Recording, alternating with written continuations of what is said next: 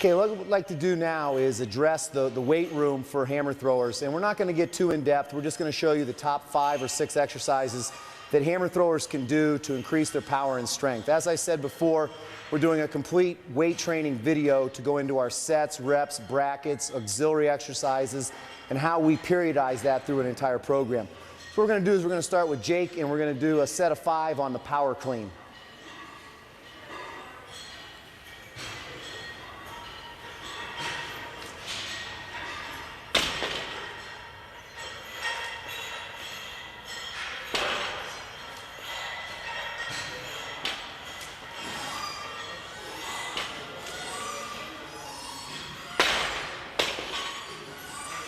As you can see, in most cases, it's nice if you have the rubber bumper plates.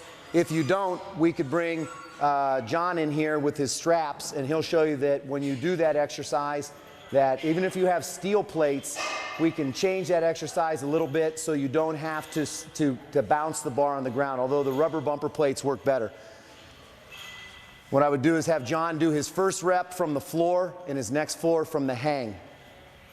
So to do his first rep, he's using the weightlifting straps, which are fine. Helps with the grip. Does the first rep, and then his next 4 will just be from the kneecaps. He can get the same idea, do one more rep, and then just let it down nice and slow, John, and set the weight down. So you don't necessarily have to have the bumper plates, but it does help in the weight room setting. The next exercise that we go to is called the power snatch. And this one we traditionally do from the hang. And so we probably have the athletes use the straps. So John's going to come in here. And the snatch is a little bit wider grip. What I'm going to have him do is stand up with this first to start the movement. And then I'm going to have him drop it slightly below his knees to mid-shin and then all the way to the top. And one more. Good.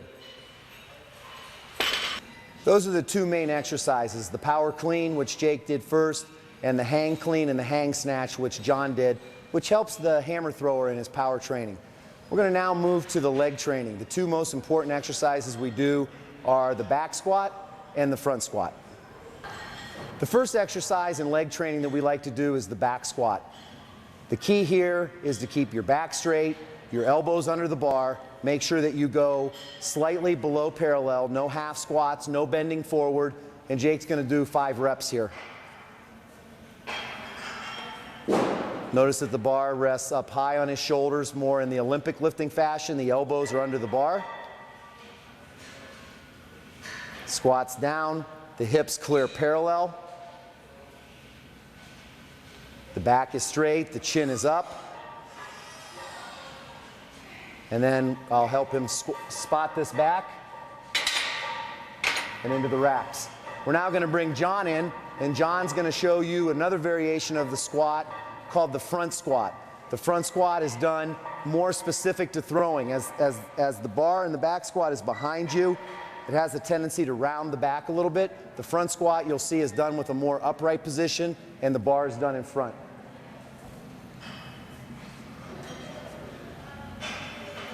Basically going to start off in his power clean grip. Notice that his elbows come forward. Notice that his elbows are up and in, and the bar is resting back on his fingertips and in his deltoids. Again, notice the squatting motion going below parallel. What we're looking for here is full range of motion, good posture with the back, and perfect. Just walk it back in. I'll spot him back into the racks. What I'd like to do now is show you how we finish off the exercises for the leg training, and have Jake bring in a set of dumbbells for some dumbbell lunges. And the weight doesn't have to be very heavy. What we're trying to get here is motion.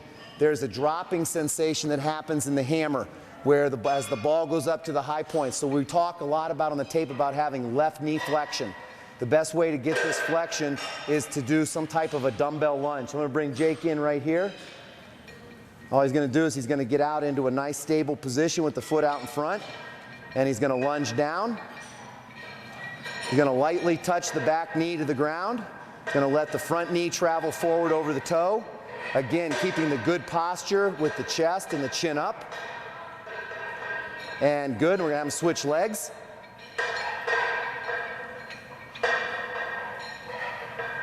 What we're trying to do is we're trying to stabilize this muscle down here by the knee, which helps strengthen the movement for the hammer.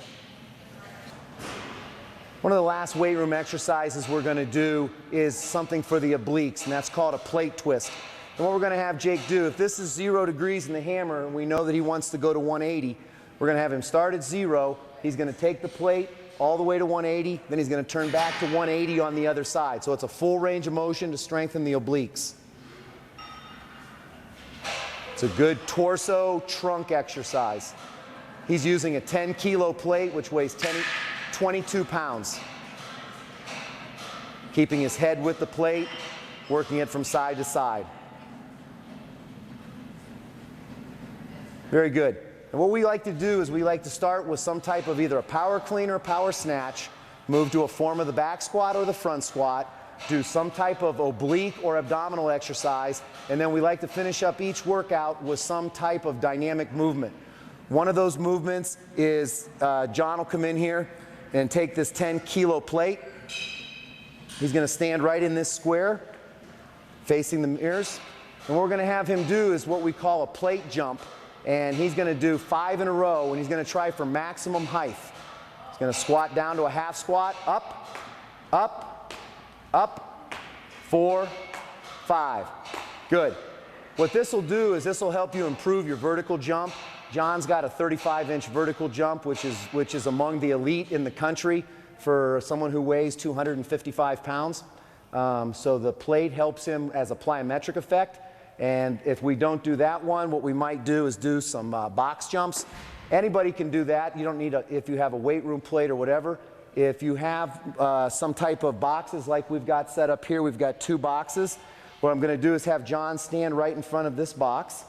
And what he's going to do is he's going to jump to this box, which is about 24 inches, and then he's going to step down and he's going to jump up immediately to a 36-inch box. So we're going to have him jump to the first box.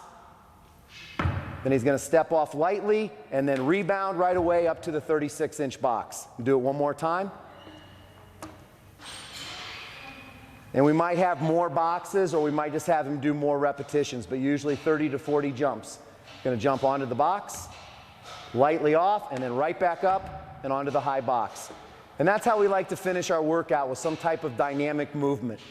We started in the weight room. We've got some strength from the power cleans and the snatches. We worked our leg strength with the back squat and the front squat. We worked our obliques and our abs and our trunks by doing the torso. And then we finished with some type of plate twist or dynamic box jumps.